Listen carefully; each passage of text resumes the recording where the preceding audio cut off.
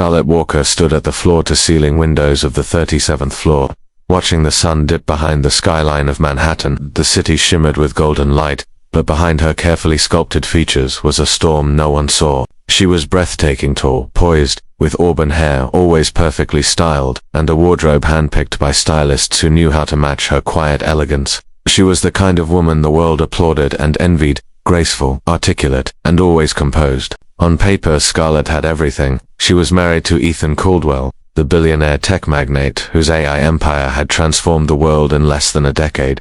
He was the man who appeared on magazine covers, shook hands with presidents, and had once been hailed as Silicon Valley's golden boy. But what no one saw behind the curtain of success was the sacrifice Scarlett had made to stand beside him years ago. Before the world knew Ethan, they were two ambitious students at Yale. Scarlett had been the rising star of the fine arts program, already receiving offers from New York galleries. Her abstract work, full of emotion and intensity, was drawing critical acclaim. She dreamed of exhibiting at MoMA.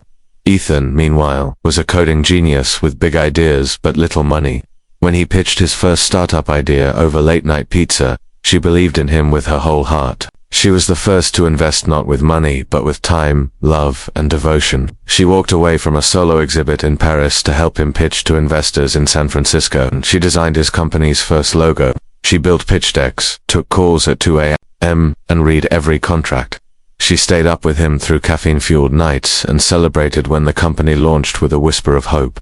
But as Ethan rose, Scarlett began to fade. The man she once knew curious, humble, affectionate, turned into a cold, calculating CEO. The warmth between them evaporated, replaced by business transactions and public appearances.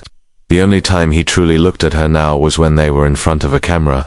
To the world she was the epitome of the perfect trophy wife, gracious, stunning, silent. Their penthouse in Tribeca was the stuff of dreams, designer furniture, priceless art, a panoramic view of the city. But to Scarlett, it felt like a glass cage. Her once vibrant paintings were now stacked in a closet behind designer shoes, her brushes collecting dust. At charity galas, Scarlett played her part, smiling at photographers, gently touching Ethan's arm, whispering practiced lines. But when the lights went off and the world turned away, she escaped to her private studio, her sanctuary. There, surrounded by unfinished canvases and dried paint, she let the tears fall freely. No one saw the pain behind the poise. No one heard the quiet sobs of a woman who had given up everything to stand beside a man who had long since stopped seeing her. It began with a casually dropped line over breakfast, one of those cold, awkward silences Ethan often filled with work talk. "She's just an influencer I'm collaborating with for the next phase of our brand strategy," he said, sipping his espresso without looking up from his phone. "You might have seen her, Jasmine Hart. She's got like 20 million followers. Very Gen Z authentic, raw. The board wants a fresh face." Scarlett paused, knife poised delicately over a slice of grapefruit. Her voice remained soft. "And she's staying here." Ethan gave a nonchalant shrug. "It's temporary. Her place is under renovation, and she needs to be close to the studio. Don't worry, it's strictly professional." Scarlett didn't argue. She didn't raise her voice or protest. She simply placed her knife down, folded her napkin slowly, and excused herself. But inside, a silent scream echoed through her ribcage. 3 days later, Jasmine Hart walked into their penthouse like she owned the air. She was every inch, the influencer, young, gorgeous, and unapologetically loud. Her platinum blonde hair spilled in waves down her back, and her wardrobe seemed permanently stuck between lingerie and Her laughter rang through the marble hallways like a siren's wail, and every inch of her presence demanded attention. Scarlett omegaed. "You're like, so elegant. I love that old money vibe you've got going on," Jasmine gushed, offering a wink that barely masked her patronizing tone. "It's super vintage chic." Scarlett offered a polite smile. "Thank you, and welcome." Ethan stood behind Jasmine, his hand casually resting on her lower back. He didn't bother to remove it as he introduced her to the household staff. Scarlett watched from the grand staircase, silent and still, her expression unreadable. From that day on, the penthouse turned into a stage. Jasmine paraded through the space in silk robes, holding green smoothies and complaining loudly about Wi-Fi speed. She'd set up a full content station in the living room, ring lights, cameras, backdrops right beside Scarlett's favorite reading nook. She took selfies in front of Scarlett's art, posted stories from the bathtub, and laughed a little too loud every time Ethan made a joke. Scarlett watched it all unfold with eerie calm. At dinner, Jasmine would recount flirty stories from photo shoots, her hand often brushing Ethan's arm. He would chuckle, glancing at Scarlett out of the corner of his eye to gauge her reaction, but Scarlett gave him nothing. No raised brow, no sarcastic retort, no tears. She would take delicate sips of wine, respond with perfect manners, and excuse herself early from the table. Her silence unnerved Ethan more than any explosion could. Late at night, Scarlett sat in her studio, sketching. Her pencil danced across paper with deliberate grace, capturing the curve of Jasmine's smirk, the emptiness in Ethan's eyes, the growing shadows in her own. To her, they weren't people anymore. They were unfinished sketches, caricatures, lessons. Jasmine was the symbol of every woman who had ever believed youth was power. Ethan, the hollow man clinging to relevance through lust. Once, she walked in on them laughing together in the kitchen. Jasmine, in a satin camisole, was feeding Ethan a spoonful of ice cream straight from the tub. They froze when they saw Scarlett want a bite. Jasmine asked with faux innocence, extending the spoon. Scarlett's eyes flickered between them, calm and cool. "I prefer things that don't melt so quickly." And with that, she turned and walked away. She wasn't fighting for Ethan. She had already lost him, if not to Jasmine, then to power, to ego, to everything he had become. Scarlett knew this wasn't about marriage anymore. This was a performance, and she had just decided to stop playing the role he wrote for her. Let them laugh, let them flirt. She would watch them both, study them carefully, not as a scorned wife, but as an artist preparing her masterpiece. Because while Jasmine decorated the penthouse with ring lights and drama, and Ethan drank in the chaos with misplaced pride, Scarlett was quietly preparing for something neither of them saw coming. Scarlett Walker had always dressed with a quiet, effortless elegance, tailored neutrals, understated jewelry, soft fabrics that spoke in whispers. But lately, something had shifted. Gone were the beige and ivory tones, replaced with bold reds, emerald greens, and satin blacks. Her heels were higher, her lip color deeper, her posture sharper. She still moved like a woman sculpted from grace, but now, she radiated something else. Power. It began subtly. A candid photo of her in a crimson wrap dress sipping espresso. On the penthouse balcony captioned, "Some canvases aren't meant to be shared." Another post, her standing in front of one of her older abstract paintings, the caption reading, "The things we bury never stay quiet forever." Her follower count on Instagram, which had hovered at a modest 20,000, surged into the hundreds of thousands within days. The world had taken notice. Women reposted her quotes. Fashion blogs began dissecting her new style. Art magazines reached out for interviews. And when she agreed to a solo exhibition in Soho, a revival of the work she had left behind, when she chose to become Ethan's partner, the gallery's RSVP list became a who's who of the Manhattan elite. Scarlett didn't announce it. To Ethan, she didn't need to. He found out when the gallery's opening night was trending on Twitter under hashtag Scarlett REAWAKENS. He stood in the kitchen that morning, phone in hand, staring at her latest post. Scarlett, in a leather trench coat, walking confidently down Mercer Street. The caption read, "You can only mute a voice for so long before it starts to sing." Ethan lowered the phone slowly. "So this is a thing now?" Scarlett looked up from her espresso. "What's a thing? You playing artist again? Posting cryptic quotes? Dressing like some Vogue icon?" Scarlett offered a faint smile. "Oh, I'm not playing." And Vogue reached out. "Actually," he stared at her, confused. She wasn't supposed to be doing this, wasn't supposed to be glowing. His entire power dynamic rested on her being subdued, dependent, and just polished enough to reflect well on him. But Scarlett was rewriting the narrative. Across the penthouse, Jasmine noticed it too. At first, she rolled her eyes, laughing about Scarlett's midlife identity crisis to her followers on live streams. But the laughter died when Jasmine's own content started losing traction, when the photographers at events asked Scarlett for solo shots and fashion stylists sent PR packages to her suite, not Jasmine's. Ethan, unknowingly, made it worse. One night, Scarlett entered the living room in a black off-shoulder gown that hugged her like poetry. Ethan glanced up from his scotch and stared a second too long. Jasmine caught it instantly. Later, that night, Jasmine cornered him in the hallway. "You're still into her, aren't you?" Ethan scoffed. "Don't be ridiculous." But the answer had already played out in his eyes, and Jasmine saw it. Scarlett had become the fire in the room without ever raising her voice. While Jasmine performed and pouted for attention, Scarlett floated through the space like a haunting melody. People couldn't stop humming. The more confident Scarlett became, the more Jasmine unraveled. She snapped at the staff. She stayed up, Obsessively scrolling Scarlett's profile, she started trying to imitate her style, but it looked forced, juvenile. Scarlett, on the other hand, simply existed, and that alone made the walls tremble. Ethan didn't say it out loud, but it gnawed at him. The woman he thought he had dimmed was starting to shine in places he couldn't reach anymore. Scarlett had become the calm before the storm. Only she knew what was coming next. The annual Metropolitan Art and Innovation Gala was Manhattan's most prestigious event, where billionaires, fashion icons, artists, and tech moguls mingled beneath the vaulted ceilings of the Met. It was Ethan Caldwell's kind of event. For years, he'd attended with Scarlett on his arm, parading her like a priceless artifact, silent, poised, beautiful. She was there to reflect his success. But this year was different. Scarlett wasn't attending as a plus one. She was one of the featured hosts. Her art revival had taken the city by storm. Her Soho Gallery show sold out in 2 days. Vogue featured her in a spread titled The Rebirth of Scarlett Walker. She wasn't just a socialite anymore, she was a phenomenon, and the Met's Gala committee had requested her presence not just as a guest, but as a voice, a symbol, and a star. When she arrived that evening, flashbulbs exploded like fireworks. She stepped out of the black Maybach in a custom midnight blue gown with a plunging back, her hair swept into a sculpted sheen. But it wasn't just her appearance that turned heads, it was the man stepping out beside her. Liam Cross.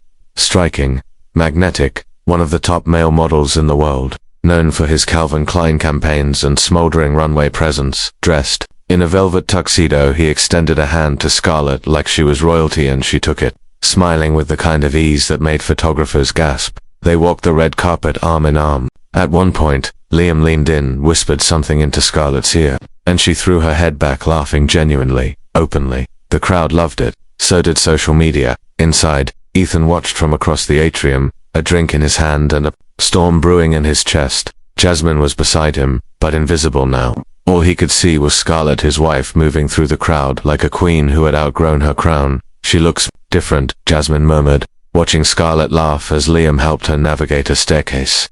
She's just showing off, Ethan muttered. But it wasn't just that. Scarlett glowed. She wasn't acting, and that rattled him more than anything else. Throughout the evening, Liam never left her side. They posed for pictures, clinked champagne glasses, and whispered like old friends sharing secrets. He touched her lower back as she spoke to curators. She rested her hand lightly on his chest when thanking donors. It was perfectly calibrated, enough to spark curiosity, enough to set fires in Ethan's mind. He cornered her in the hallway as she stepped away from the ballroom. "Enjoying yourself?" he asked, voice low, eyes sharp. Scarlett turned, unfazed. "Very. You brought a model as your date." She raised an elegant brow. "You brought a mistress into our home," he scoffed. "This isn't the same." "No," she said. "You're right. It's not." Liam's laughter echoed from the ballroom. Scarlett glanced in that direction, then met Ethan's eyes again. "You brought fire to my home," she said coolly. "I brought a mirror." The words hung in the air, heavy and sharp. Ethan blinked. Momentarily stunned, he expected rage. He expected a scene. But Scarlett was ice and steel, and that terrified him more than if she had screamed. She didn't wait for his reply. She turned, her gown trailing behind her like liquid sapphire, and rejoined the gala, her hand finding Liam's again with natural ease. Ethan stood in that hallway alone, holding a drink he no longer wanted, watching the woman he thought he had broken become someone he couldn't touch anymore. Across the room, someone whispered, "Is that her new man?" Another answered, "She traded up." And Ethan realized with a bitter twist that for the first time, he was the outsider, and Scarlett was the storm. The day Crimson launched, the fashion and art worlds collided with a thunderclap. Scarlett Walker's long-awaited crossover brand wasn't just a product, it was a declaration, a fusion of contemporary art, high fashion, and emotional storytelling. Crimson featured hand-painted silk garments, abstract print suits, and statement accessories inspired by themes of silence, betrayal, and feminine power. Each piece was accompanied by a short poem or quote by Scarlett herself. The press called it a wearable revolution, but what truly made headlines was her campaign's face. Liam Cross. The first campaign image dropped without warning. Liam stood shirtless against a blood-red backdrop, wearing an open crimson robe covered in brushstroke-style designs, looking straight into the lens like he knew every secret you were hiding. The caption read, "Some wounds never close. They become art." SWTHE photo shattered the internet. Within hours, Vogue, Harper's Bazaar and W Magazine were calling it the most striking fashion launch of the year. Scarlett graced the cover of Vogue the following week, clad in her own designs, her quote emblazoned across the cover, "The rebirth of a woman betrayed." Inside, the article detailed her evolution from hidden wife to creative powerhouse. She spoke candidly about the pain of self-erasure, of watching herself disappear behind someone else's success, but she never named Ethan. She didn't have to. The world already knew. In boardrooms across Midtown, Ethan's name was now being spoken in hushed, critical tones. "Have you seen the numbers? Scarlett's brand is trending globally," one investor said during a tense quarterly meeting. "She's outshining him on every platform," another noted, "and the press is starting to tie his personal drama to company instability." The board had once applauded Ethan for his cold efficiency and media charm, but now that charm looked tarnished. His personal choices were becoming liabilities, and his distracted leadership was impossible to ignore. Meanwhile, Ethan found himself watching Crimson's rise from the sidelines, seething. He'd underestimated her. Again. He scrolled through photo after photo: Scarlett at Fashion Week, Scarlett on the Today Show, Scarlett hosting pop-up exhibits in LA and London. Each time, Liam was close by, sometimes holding her hand, sometimes just standing protectively in the background. Their chemistry was undeniable, authentic, unstaged at home. The tension boiled over. Jasmine was no longer content playing the flirty background piece. She felt the shift to Scarlett was dominating everything. She no longer felt like the it girl in Ethan's life. The cameras no longer followed her. She was no longer the one. One night Jasmine stormed into Ethan's study, slamming his phone down on the desk. "So that's it? You're just going to let her win?" Ethan barely looked up. "This isn't a competition." "It is to me," she snapped. "You told me you wanted a future. You said Scarlett was done." He rubbed his temples. "I never said I'd marry you, Jasmine." Her voice rose. "I gave up everything to be here with you. And now she's everywhere. She's making you look like a fool." Ethan stood, his voice cold. "No, you're making me look like a fool. Coming into my home, trying to play wife while I'm cleaning up your PR disasters and fielding calls from pissed-off investors." Jasmine's face crumpled, wounded and furious. "So what now? I just leave?" He didn't answer. His silence was the answer. She stood there for a long moment, chest heaving, then grabbed her phone and stormed out. The door slammed behind her. Ethan walked to the window, gazing out at the skyline he used to feel he owned. But tonight, it felt like someone else's kingdom. Scarlett, the woman he once silenced, had found her voice, and now she was everywhere.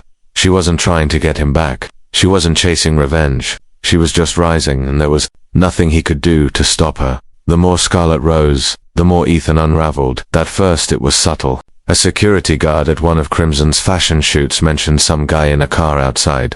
Then came the anonymous calls to her office line, silent, then hanging up.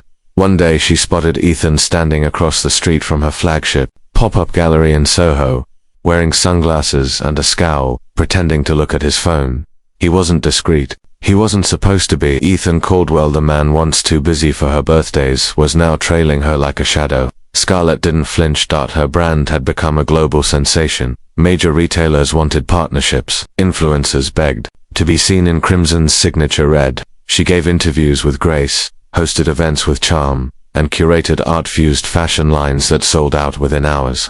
Her face was on billboards across Manhattan. Her name had eclipsed his in the press. And through it all, Liam was by her side. At first he'd been a collaborator face, a name, a marketing genius in his own right. But something deeper had bloomed between them. He wasn't just beautiful. He listened. He respected her. He understood the bruises that didn't show. Liam never overstepped, but he was always there.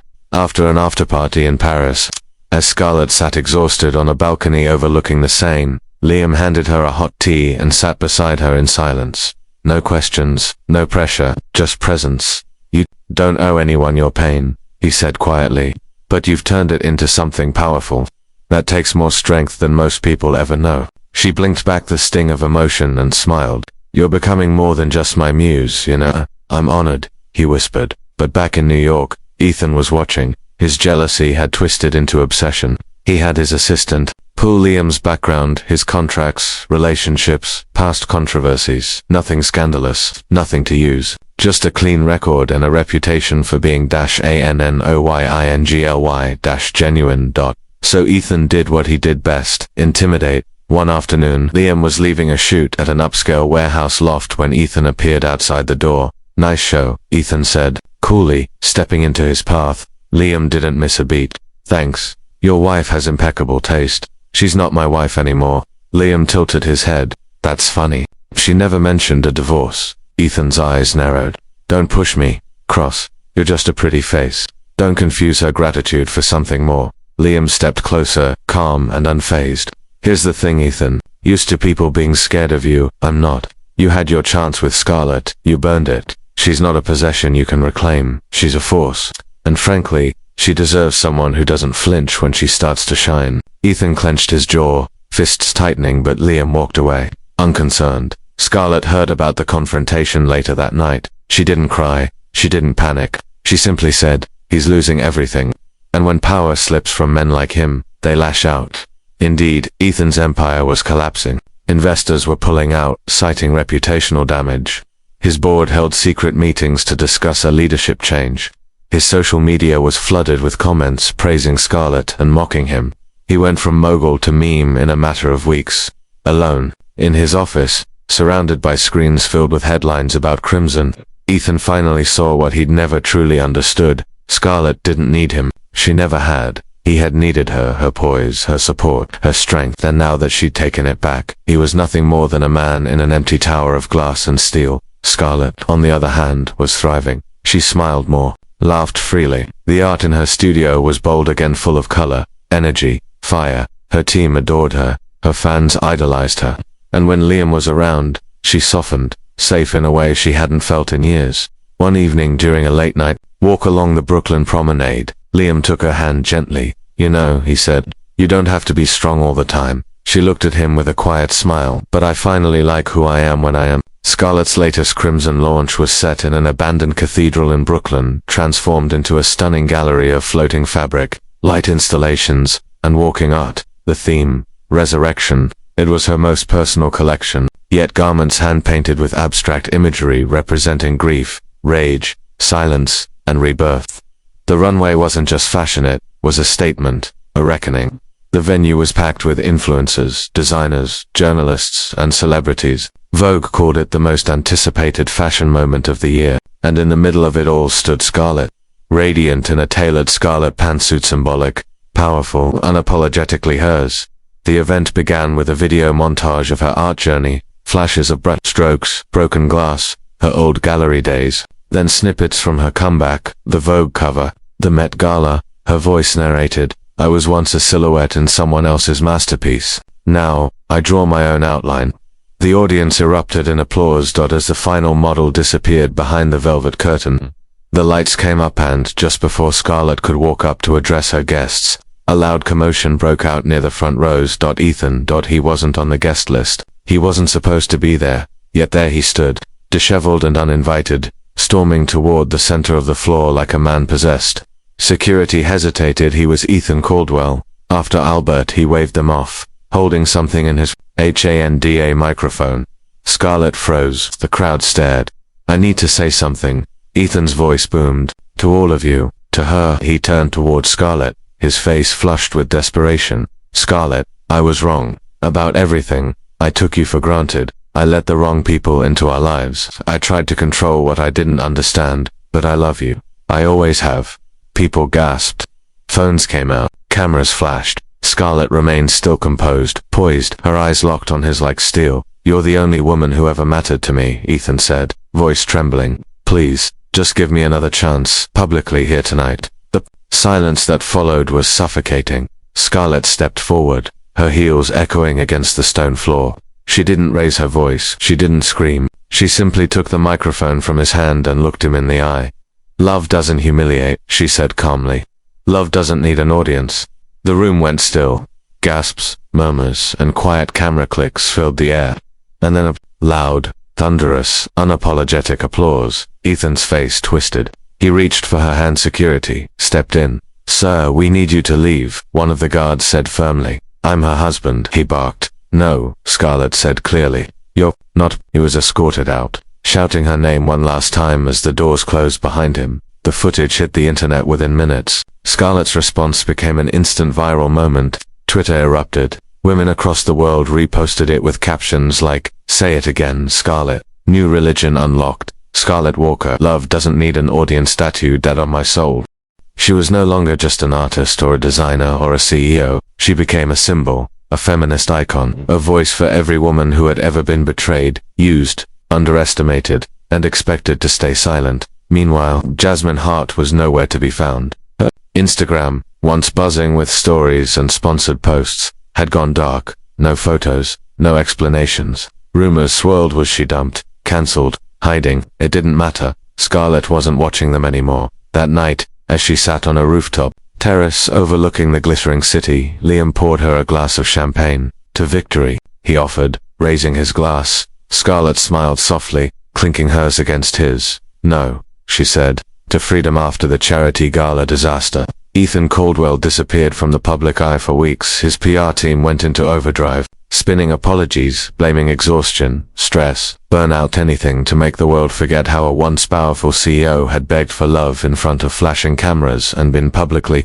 elegantly rejected. But Scarlett's words echoed louder than any press release. Love doesn't humiliate. Love doesn't need an audience. And the world had listened. Now Ethan was a man unraveling at the seams. He sent flowers for giant, extravagant arrangements of white orchids and deep crimson roses. Scarlett's assistant didn't even bring them into the office.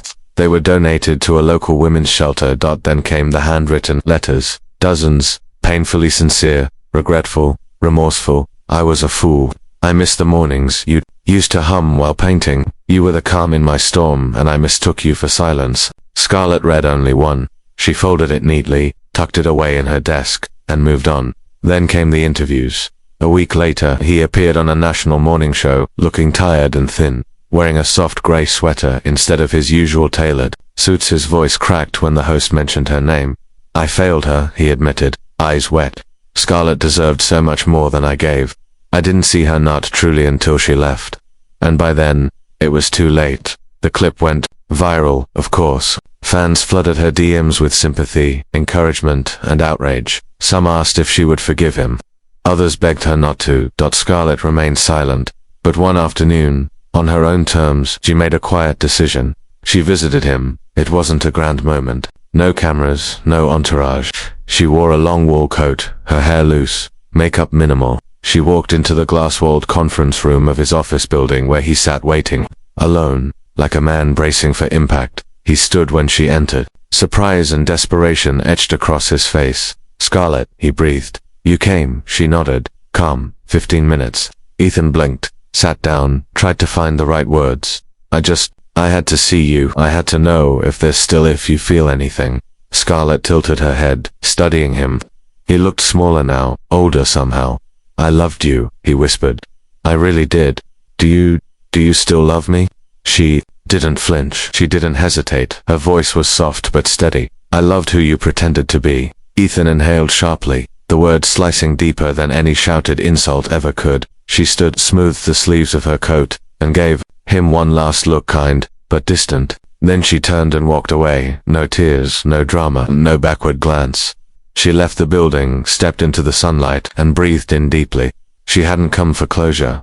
She was tired. After the launch of Crimson, Scarlett Walker stood at the head of a long oak table inside the glass-walled corner office of her company's Manhattan headquarters. Below her, the city buzzed. Inside, her empire thrived. Scarlett was now more than a name. She was a movement. Crimson wasn't just fashion, it was wearable rebellion. It was healing stitched into fabric, power poured into color. From silk robes, inscribed with survivor poetry, to tailored suits designed for women in leadership, every piece told a story. A portion of profits went toward women's shelters, art therapy programs, and grants for female entrepreneurs. Scarlett had built it. From the ashes of her silence, and now it stood, brilliant and alive, under her name, and beside her, Liam Cross. He was no longer just the face of the brand, he was her partner. In strategy meetings, he brought sharp ideas and bold energy. In interviews, he spoke of Crimson with the reverence of a believer. Behind the scenes, he was her sounding board, her fiercest protector, and more her quiet strength.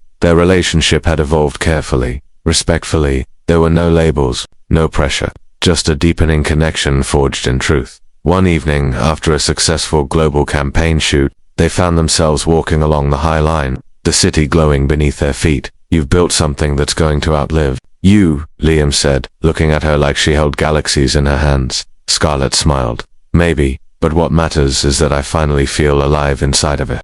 He reached for her hand, fingers lacing gently with hers. She didn't pull away. Later that week, Scarlett returned to the one place she hadn't touched in months, her personal art studio. It still smelled like turpentine and wood. The skylight poured soft golden light onto the concrete floor. Canvases lined the walls, some finished, some abandoned. She walked past them all and approached a fresh, untouched one. She unwrapped a set of new brushes, took a deep breath, and began to paint. The strokes came slower than they used to, but deeper, bolder. Layer by layer, the shape took form. A faceless woman standing in a burning field, smoke rising around her, yet her spine was straight, her hands open to the sky. Behind her, something bloomed in vivid color. A tree, fierce and alive, born from ash. Scarlett titled it Rebirth. The piece would never be sold. It was hers, and hers alone. As she stepped back to view it, the room faded to black in her mind, and the voiceover she had written for an upcoming short film about her journey echoed quietly. He brought a mistress to break me. I brought myself back, and turned pain into power. The screen would fade to her signature, Scarlett Walker, founder and CEO, Crimson. Outside the studio, the world moved on. Brands launched, people gossiped, memories faded. But inside that room, and inside her spirit, Scarlett wasn't just surviving anymore. She was building, she was leading, she was reborn. Closure.